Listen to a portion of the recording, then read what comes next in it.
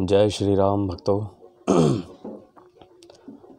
आज हमारे वार्षिक पाठ का 30वां दिन है। श्री रामचरितमानस श्री तुलसीदास जी द्वारा रचित वार्षिक पाठ 30वां दिन।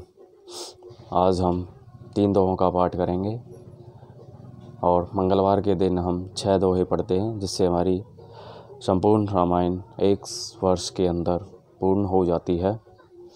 तो जिन भक्तगणों को पारायण विधि का पाठ करना है वे मैंने अलग से प्लेलिस्ट में डाला हुआ है, वहाँ जाकर पढ़ सकते हैं।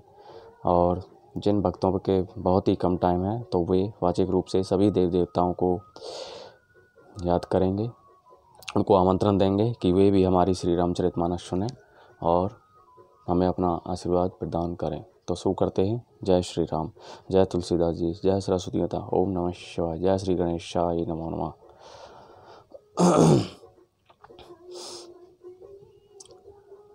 बहुरी मुनि ने हेमवंत कहूँ लगन सुनाई आई, समय विलोकी विवाह कर पठे देव बुलाई, मंगल भवनी मंगल हारी द्रवहु सुदशरथ अजर बिहारी। फिर मुनियों ने लौटकर हिमवान को लगन पत्रिका सुनाई और विवाह का समय देख कर देवताओं को बुला भेजा।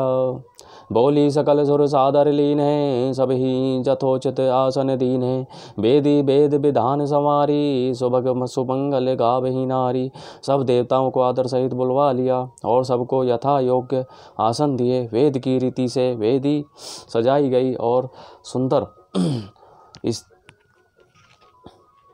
स्त्रियां सुंदर श्रेष्ठ मंगल गीत गाने लगी। सिंहासनो अति दिव्य सुहावा, जाइन वरनी बिरंचि विनावा। बैठे से विप्रन्न श्रुनाई, हृदय सुमेरी निज प्रभु रघुराई। वेदिका पर एक अत्यंत सुंदर दिव्य सिंहासन था, जिसकी सुंदरता का वर्णन नहीं किया जा सकता, क्योंकि वह स्वयं ब्रह्मा जी का बनाया हुआ था। ब्राह्मणों को सिर नवाकर और हृदय में अपने स्वामी श्री रघुनाथ जी का सिमरन करके शिव जी उस सिंहासन पर बैठ गए। बहुरी मुनिशन है उमा बुलाई, करी सिंगारू सखी ले आई। देखते रूपू सकल सुर मोहे, बरने छवि अस जग कभी को है। फिर मुनीश्वरों ने पार्वती जी को बुलाया, सखियां श्रृंगार करके उन्हें ले आईं। पार्वती जी के रूप को देखते ही सब देवता मोहित हो गए। संसार में ऐसा कवि कौन है जो उस सुंदरता का वर्णन कर सके। जगदम्बिका जानी भव भामा, सुरोन्ने मन ही मन कीन प्रणामा। सुंदरता मर जाद भवानी, जाइने कोटि हूँ बदन बखानी। पार्वती जी को जगदम्बा और शिव जी की पत्नी समझकर देवताओं ने मन ही मन प्रणाम किया। भवानी जी सुंदरता की सीमा है, करोड़ों मुखों से भी उनकी शोभा नहीं कही जा सकती। कोटि हूँ बदन नहीं बने, बरनत जग जननी शोभा महा। सकुचहीं कहत श्रुति से शारद मंदमती तुलसी कहा। छवि खानी मातु भवानी, गविनी मध्य मंडप शिव जहाँ। अवलोकी सकही ने सकुच पति पद, कमल मनु मधु करु तहाँ। जगत जननी पार्वती जी के महान शोभा का वर्णन करोड़ों मुखों से भी करते नहीं बनता। वेद शेष जी और सरस्वती जी तक उसे कहते हुए सच्चा जाते हैं, तब मंदबुद्धि तुलसी किस गिनती में है। सुंदरता और शोभा की खान माता भवानी मंडप के बीच में जहाँ शिव जी थे वहाँ गईं। वे संकोच के मारे पति शिव जी के चरण कमलों को देख नहीं सकती, परंतु उनका मन रूपी भौरा तो वहीं रसपान कर रहा था। शिव जी का विवाह। मुनि अनुशासन गणपति ही पूजेऊ, शंभु भवानी को सुनी संशय करे। जनी सुर अनादि जिये जानी, मंगल भवनी मंगल हारी। द्रवहु सुदशरथ अजर बिहारी।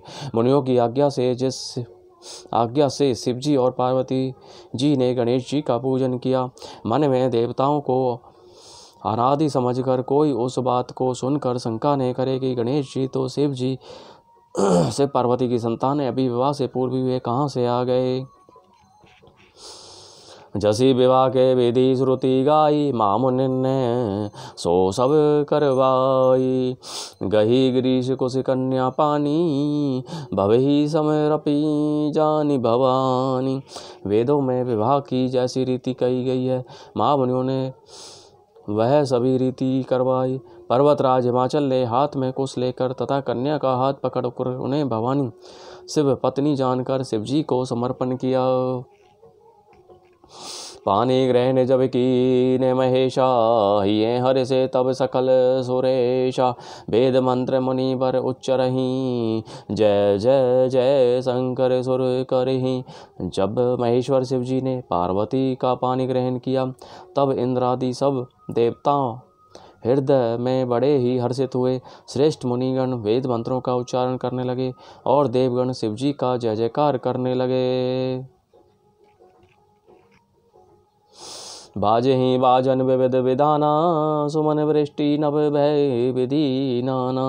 हर गिरिजा कर भयो विवाहु, सकल भुवन भरी रहा उछाहु। अनेकों प्रकार के बाजे बजने लगे, आकाश से नाना प्रकार के फूलों की वर्षा हुई।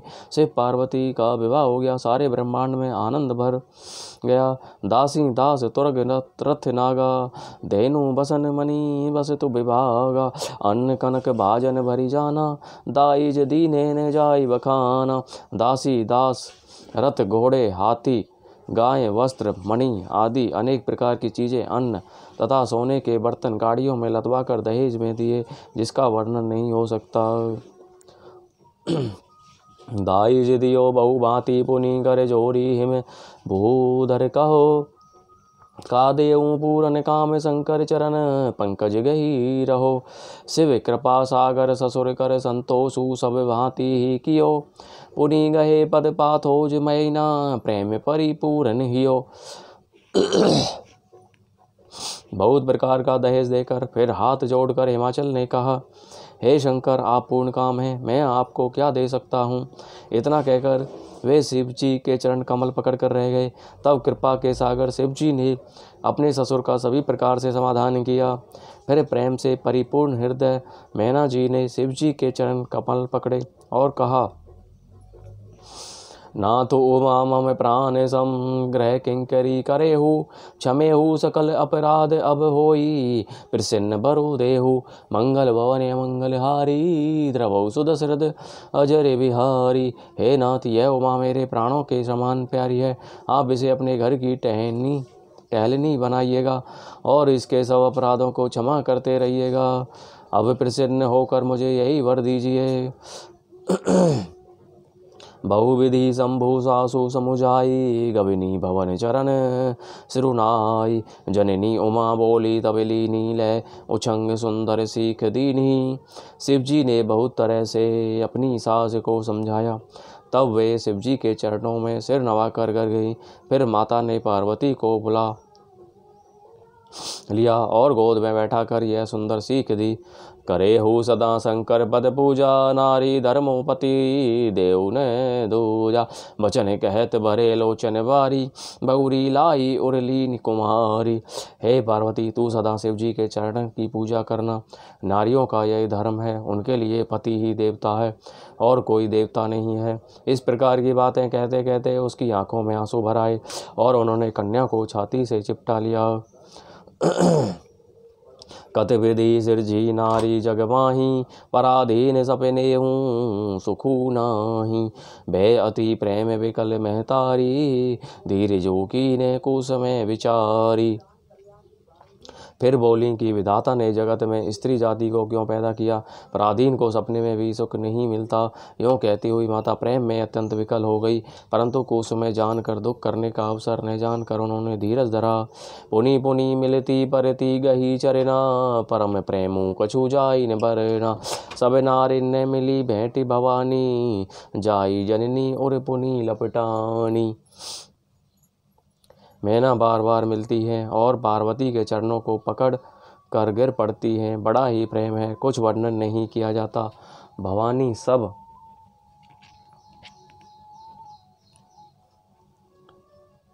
स्त्रियों से मिल बैठ कर अब फिर अपनी माता के हृदय से जा लिपटी। जननी ही बहुरी मिली चली उचित आशीष सब काहूँ दई। फिरी फिरी बिलोकती मातु तन तब सखी लै शिव पही गई। जाचक सकल संतोषी संकिरु उमा सहित भवन चले। सब अमर हर से सुमन वरसी निशान नभ बाजे भले। पार्वती जी माता से फिर मिलकर चली। सब किसी ने उन्हें योग्य आशीर्वाद दिए। पार्वती जी फिर कर माता की ओर देखती जाती थी। तब स्त्रियां उन्हें शिव जी के पास ले गई। महादेव जी सब याचकों को संतुष्ट कर पार्वती के साथ घर कैलाश को चले। सब देवता प्रसन्न होकर फूलों की वर्षा करने लगे और आकाश में सुंदर नगाड़े बजने लगे।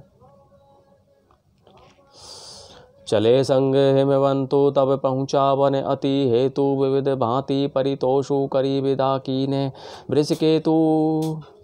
मंगल भवनीय मंगल हारी द्रवौ दशरथ अजर बिहारी। तम हिमवान अत्यंत प्रेम से शिव जी को पहुँचाने के लिए साथ चले। वृषकेतु शिव जी ने बहुत तरह से उन्हें संतोष कराकर विदा किया। बोलो जय श्यावर रामचंद्र की जय। तो भक्तजनों, आज 30वें दिन की कथा का विराम यहीं पर होता है। बोलो जय श्यावर रामचंद्र की जय। तुलसीदास जी की जय। श्री गणेशाय नमः। जय सरस्वती माता की जय। जय शिव शंभु। जय भोलेनाथ। सभी देव देवताओं का बहुत बहुत धन्यवाद जो श्री रामचरित मानस में सम्मिलित हुए, जिन्होंने सुनी। प्रभु श्री राम सभी का कल्याण करें। बोलो जय श्यावर रामचंद्र की जय।